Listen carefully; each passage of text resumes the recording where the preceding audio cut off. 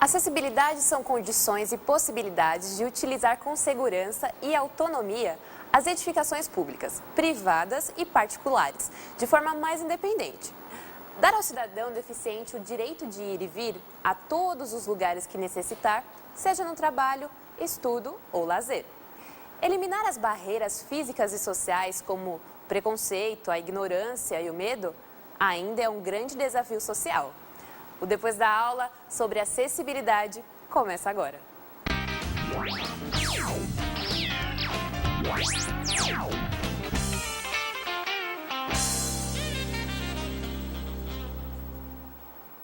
Neste mês de outubro, o Complexo Educacional FMU, FIANFAAM, promoverá uma série de ações no Global Days of Service, uma iniciativa da Rede Laurent que visa promover ações sociais voltadas para a responsabilidade social em todas as instituições de ensino ao redor do mundo.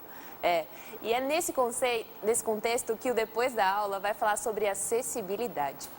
E para começar o nosso bate-papo, a Eliana Cunha Lima, que é assessora de serviços e apoio à inclusão da Fundação Dorina Noil, a pedagoga doutora Edilene Vieira Machado, a professora de arquitetura, doutora Helena de Greas, a professora de direito, doutora Ana Elizabeth Lapa Cavalcante, e a aluna de Relações Públicas do FIANFAAM, Priscila de Siqueira Barbosa.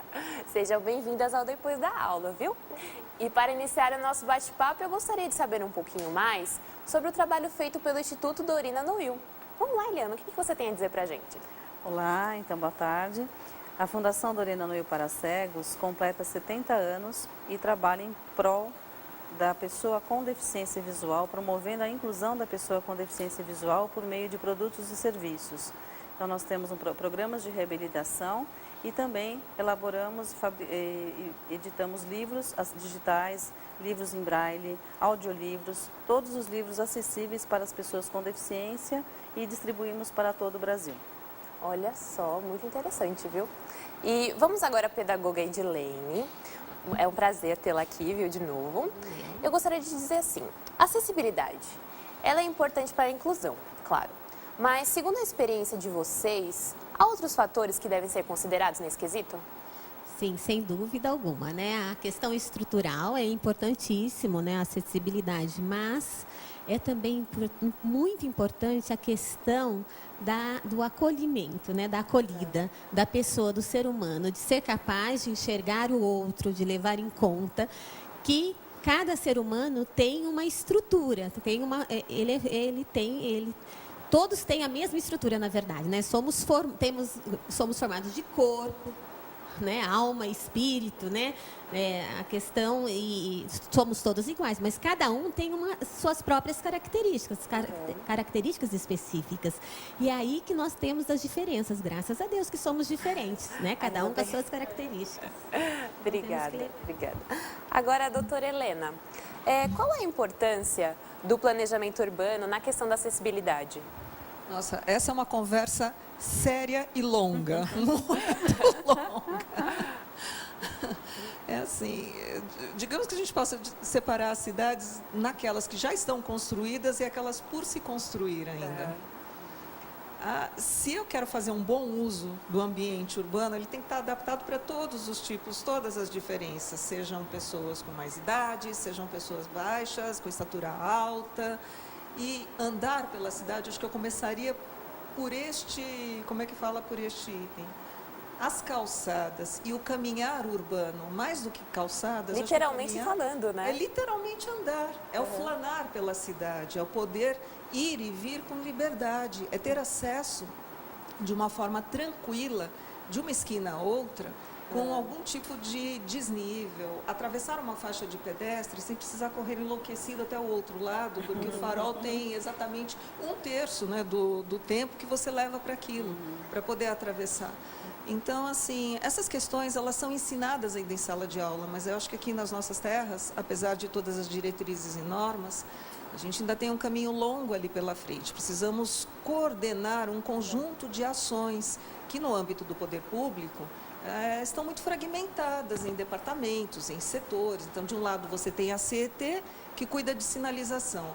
Do outro lado, você tem a Secretaria Municipal de Transporte, que que está com os seus problemas, digamos, lá com os seus ônibus, seus transportes, etc. E no conjunto ninguém vê, para ninguém, nem para mim, nem para você, nem para a Pri, nem para literalmente ninguém, o que é esse caminhar, que vai muito além das calçadas, calçadas que não se conectam, calçadas que não são funcionais, calçadas aqui fora, por exemplo. Quando descem todos os alunos aqui do FIA para tomar café ou surgir aquela tapioca que está logo ali na frente, que é maravilhosa, muito boa, por sinal. Maravilhosa, por sinal.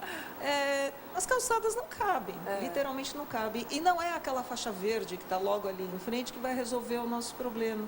Então, planejamento urbano é tudo, mas acho que num primeiro momento é trabalhar com todas essas situações que estão assim, desconectadas. Então, como se houvesse uma falha de comunicação mesmo, né, entre os setores. Tá bom. Agora, doutora Ana, levando em conta a acessibilidade, se uma pessoa com qualquer tipo de deficiência teve o seu direito violado, o que providências ela deve tomar a respeito? Essa é uma questão muito interessante, porque a gente tem a legislação, falamos da questão da fiscalização, né, não que seja ausente, mas ela não é suficiente para o que realmente a gente precisa. Na verdade, há a responsabilidade dentro do Poder Executivo para estabelecer essas normas, né, e esses cuidados em relação à fiscalização é do município. Então, tecnicamente, é a prefeitura que teria essa responsabilidade da fiscalização, tanto na questão urbana, como na questão da educação, como, enfim, em outras questões que dizem respeito à acessibilidade. Mas a gente não pode esquecer do Ministério Público, né, que tem tem uma importância, né, para essa questão da eficácia das normas, né, das leis em defesa da população. Então, é uma questão também da população se acostumar, digamos assim, né, a buscar os seus direitos. Porque muitas vezes a gente fala assim, não tem fiscalização.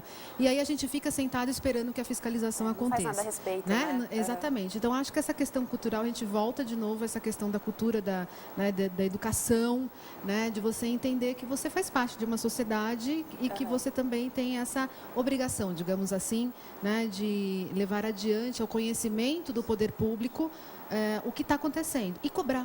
Né, cobrar de forma direta ou de forma indireta, né? Acho que tem muito a ver com a cidadania, com o exercício da cidadania também. Legal. Exatamente.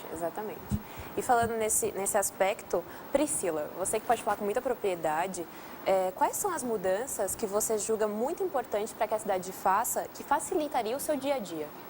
Olha, são muitas mudanças, né? A cidade está muito longe de ser uma cidade preparada.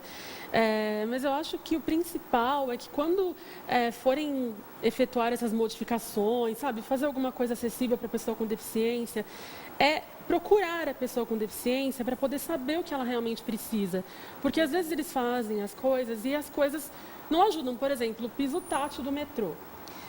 Para mim, não ajuda. Eu acho assim, você tenta seguir ele para ir até a catraca, aí ele faz uma curva, você segue, ele vai dar numa parede que não te deixa em lugar nenhum, te deixa mais perdido ainda. Então, porque não foi uma coisa preparada, né? Eles não chamaram uma pessoa cega para ir lá e falar, então, isso aqui tá bom, você acha que funciona, vai te ajudar? Então, o principal é isso, é conversar, procurar as pessoas e saber o que elas realmente precisam para que as mudanças aconteçam. Não fazer o que vier na sua cabeça. Você não é deficiente, você não sabe como lidar, então procura a pessoa e pergunta o que ela precisa, o que precisa ser feito. Então, senão não adianta, né? Soa de forma desrespeitosa até. Com certeza. Isso aí. E a equipe do Depois da Aula, ela fez uma entrevista com o Joaquim, um aluno de rádio e TV que contou sobre as dificuldades de uma pessoa com deficiência. Nanismo é uma mutação genética, entendeu? Que causa, no caso, a acondroplasia, que atinge mais ou menos 70%, né, dos casos de nanismo. Eu acho engraçado, as pessoas pensam que a gente é de raça. Não são, pessoas de raça. Não é, isso não tem nada a ver. Eu conheço, lá na nossa associação, vários casos de pessoas, de casais de estatura de 1,70 m, 1,80 m, que tiveram filhos anões, que tiveram filho baixinho. O meu sonho é trabalhar em metalúrgica e graças a Deus eu consegui. Eu falo que a faculdade é meu terceiro sonho, sabe? Primeiro foi eu andar, e graças a Deus não preciso mais usar aparelho, posso andar, posso correr e tudo. Pena que, às vezes, a nossa deficiência não esteja esclarecida ainda, devido à mídia, não divulga, sabe? Eu acho um absurdo. A nossa deficiência ainda é motivo de dar risada. As pessoas, eu creio assim, que as pessoas acham que quando a gente nasce, quando nós estamos no ventre da nossa mãe, que a gente escolhe, eu quero ser um anão para ser engraçadinho, bonitinho. Não é isso, gente. Ai, a dificuldade, olha, é uma coisa bem simples, cara. Assim, eu gosto muito, quem é que não gosta? Não sei, eu gosto muito de ir no mercado, né? Vocês, donos de supermercado, grandes redes de supermercado, colocar lá vaga reservada para a gente, né? Vaga reservada para pessoa com deficiência, idoso, tudo. E a gente não se sentia à vontade para a gente fazer as nossas compras. Porque às vezes fica difícil. Eu quero dar aquela latinha lá de ervilha. A pessoa pega. Ela vem enferrujada, eu fico com vergonha. Pô, troca lá para mim, pegue lá para mim, pegue lá. Aí eles falam, é só você chamar um funcionário. Mas e esse funcionário que não aparece? O pessoal hoje fala de bullying. Gente, você não sabe o que é bullying. Vamos supor assim, eu peguei o kit completo. Na época que eu estudava, imagina só, na década de 80, a criançada toda, imagina, quando eu ia para o recreio, não, e vinha aquele monte, sabe assim, vamos supor assim, nenhum artista que você imaginar hoje, o artista mais famoso, não era perseguido que nem eu. Às vezes eu fico até emocionado, gente. Eu escondia no banheiro na hora do recreio. Desculpa. Eu escondia na hora do banheiro, na hora do recreio, porque a criançada toda vinha não vai crescer, não vai crescer. E aí o seguinte, e professor não dava importância, sabe? Você que se virava. Isso daí eu apaguei tudo. Eu sou tão feliz que às vezes eu não consigo administrar a minha felicidade. É verdade, gente, olha que saco barato. Não consigo administrar a minha felicidade. Convenhamos que não tem muita graça assim, né, na prática. Deixa complicado. eu me oferecer aqui para o Joaquim. Claro. Nós temos, avisem, vamos lá, para o Joaquim, que nós temos 2 publicações numa revista chamada Casa Projeto Estilo, que foram feitas exatamente para um casal que tem nanismo. Então, a casa inteira, o apartamento inteiro foi adaptado a partir de móveis que a gente encontra no mercado. É uma questão, de novo, de design de ambiente construído. Não saiu mais caro. Simplesmente foi usar o que a gente tem, que já está ali, qualquer loja de departamentos tem, e adaptar, só que né? Adaptado para aquela estatura. Então, assim, vamos avisar o Joaquim que estamos aqui disponíveis, viu, Joaquim? É uma parcela da população que tem que ser cuidada, tem que ser ouvida, né? E, doutora Eliana, quando se trata da questão da acessibilidade, como tem sido o papel do terceiro setor no Brasil? Acredito que o terceiro setor tem sido diferencial na questão da acessibilidade, porque o terceiro setor ele congrega exatamente os espaços em que as pessoas com deficiência vêm buscar os recursos e os atendimentos específicos. Então, assim como a Priscila falou, para elaborar uma acessibilidade, precisa da pessoa com deficiência. Então, precisa da pessoa com deficiência e do especialista. E um bom local, um terceiro setor, é um local que congrega o especialista e a pessoa com deficiência. Então, de fato, é essa composição que vai favorecer todo esse cenário. E historicamente, ainda na atualidade, é o terceiro setor que é responsável por dar todo esse suporte para que a pessoa com deficiência ela realmente seja inserida na sociedade. Nossa, interessante saber disso, viu? E, Ana, qual o impacto que as Paralimpíadas elas podem trazer na sociedade brasileira em relação à acessibilidade?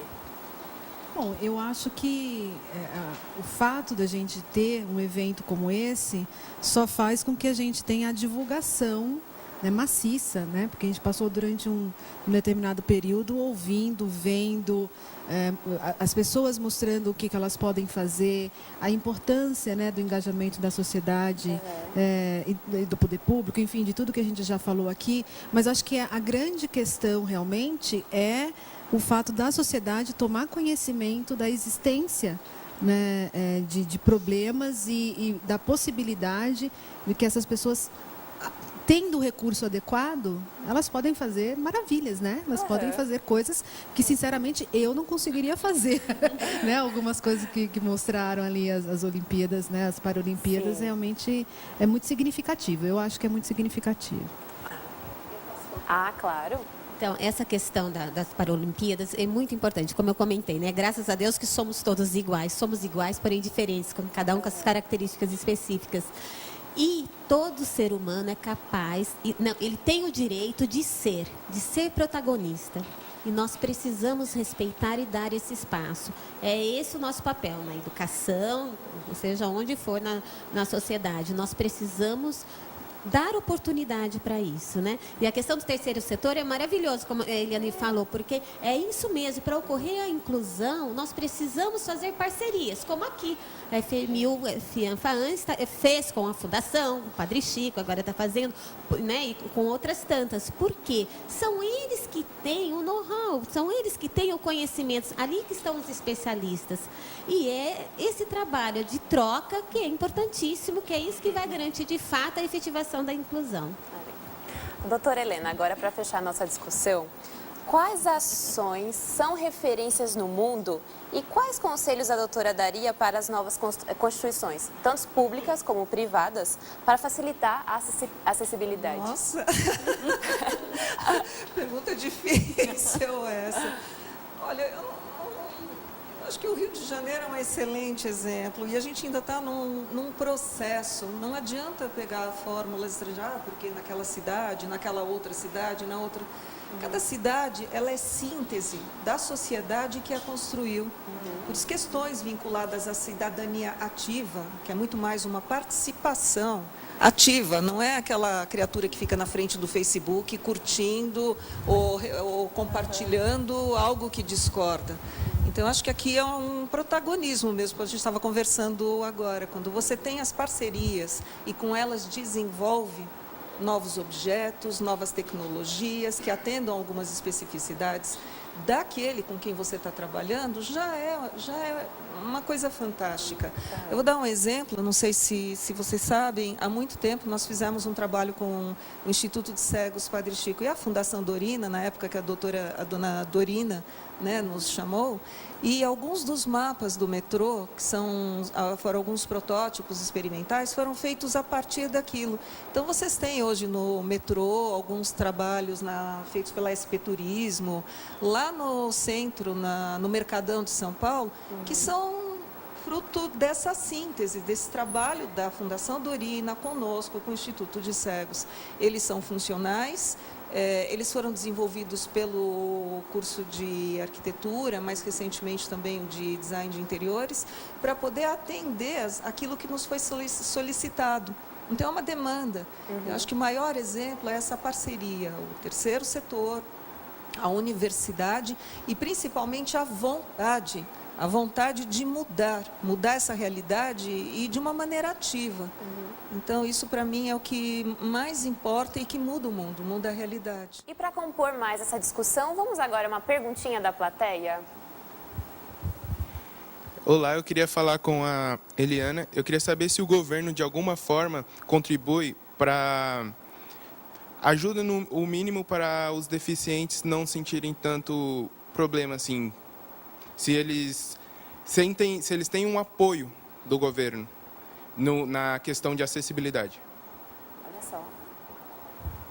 Então, a questão governamental ela é bem delicada. Eu acredito que o governo, o apoio maior é quando a questão legal, quando a legislação vai a favor e suscita todo esse apoio para que a população vá buscar esses recursos. Objetivamente, concretamente, é muito pouco. Inclusive, para as instituições de terceiro setor, o governo tem uma participação muito pequena. A própria Fundação Dorina ela é filantrópica e a maior sustentabilidade vem de empresas parceiras e mantenedores pessoas físicas e da própria produção que nós realizamos, produtos, serviços para a sociedade. Então, em termos de participação mesmo governamental, ainda é muito pequeno. Fica mais no âmbito da legislação. Então, você acha que seria um maior problema neste quesito ou não?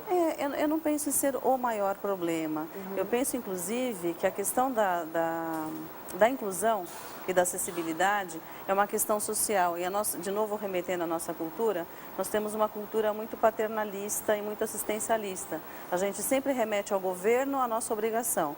Aqui não vai uma defesa ou ataque a nenhuma posição, mas e sim a nossa cultura. Enquanto nós estivermos culpabilizando um governo, culpabilizando uma instituição, uma estrutura organizacional, nós não fazemos a nossa parte. Então, é mesmo assim, é um recortezinho, mas acho que é sempre interessante que a gente pode transportar algo da sociedade convencional, que ocorre sem a questão da deficiência, e matizar com a deficiência. Por exemplo, a questão que está sendo vigente agora, a corrupção, ela é só do governo?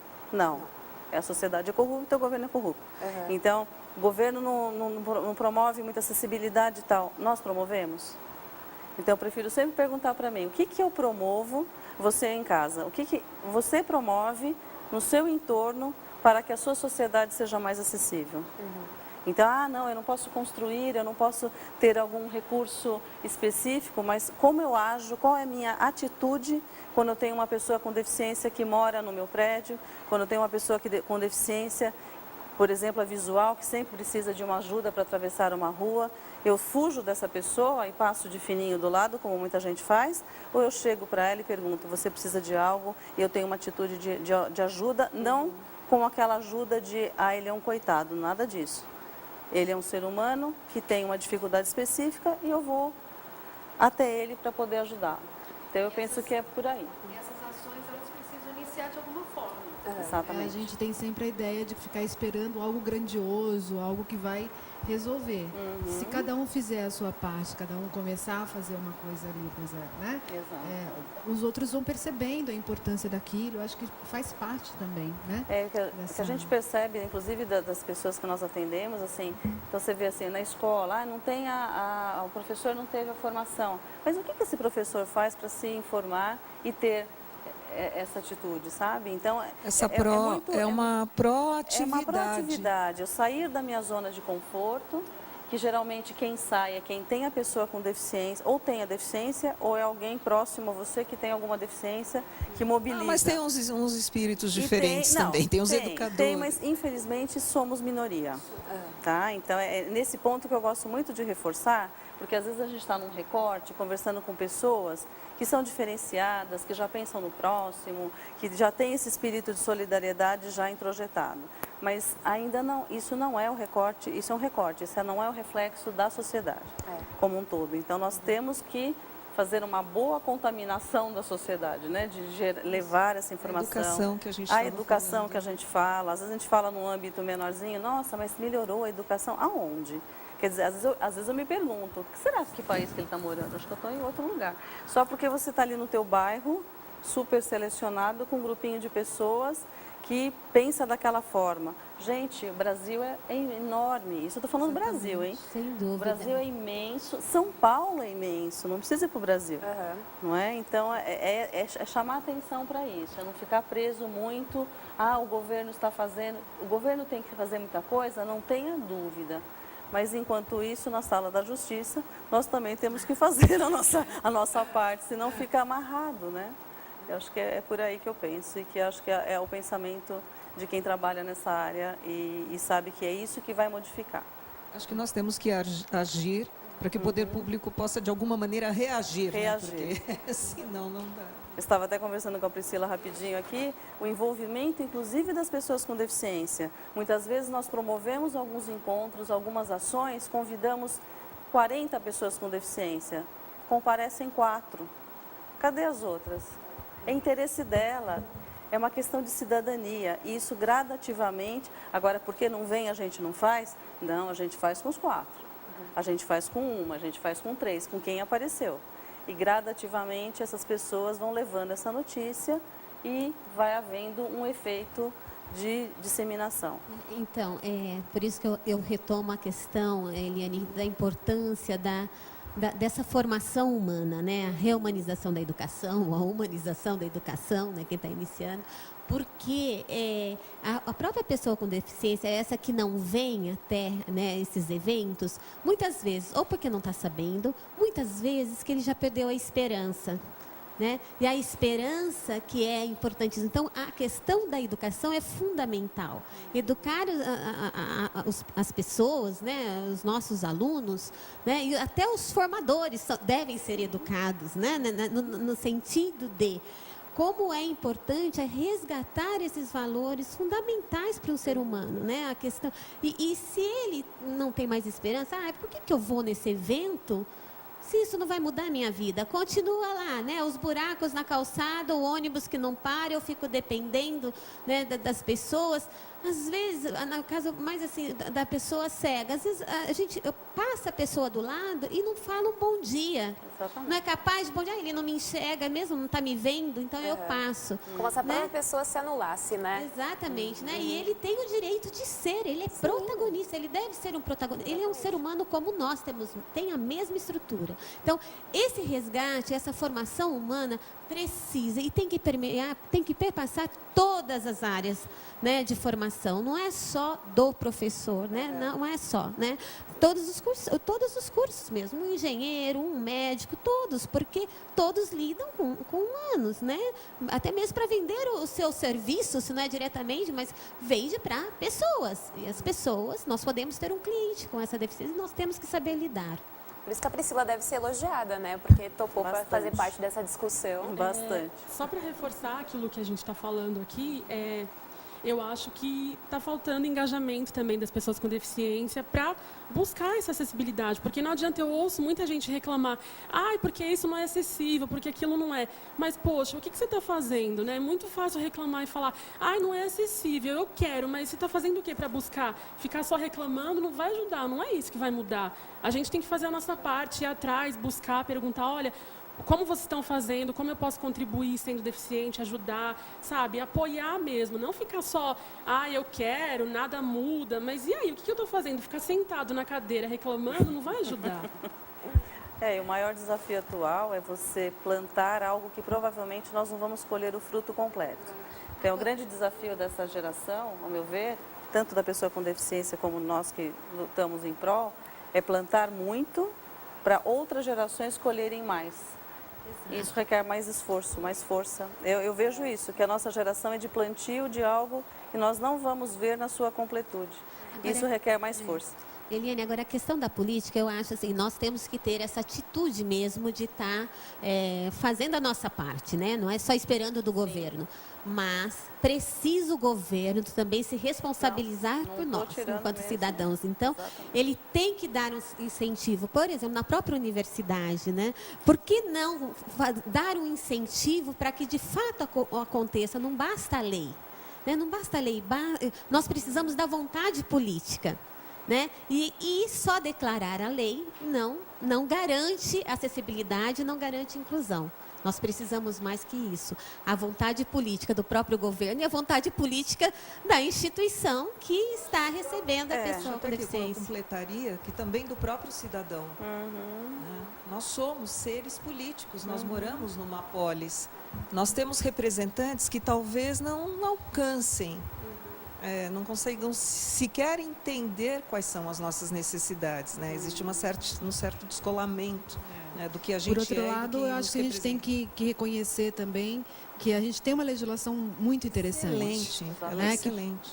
Talvez poucos países tenham, né, uma legislação tão inclusiva ou com essa proposta, né, inclusiva. Então, quer dizer, a gente tem a ferramenta, né? A gente precisa, na verdade, colocar em prática. Então, é um universo que tem diversos lados e setores e que precisa da atuação de cada um deles em harmonia, né? Para que as coisas aconteçam, funcionem. É isso aí, gente. Resumindo, a acessibilidade é um direito de todos e para todos, não é mesmo? Exatamente. E o programa Depois da Aula fica por aqui. Eu quero agradecer a participação de todos. Não perca, dia 4 de novembro, o nosso próximo programa sobre a investigação, o direito e o talento, com o professor Antônio Dionísio Lopes. Até lá!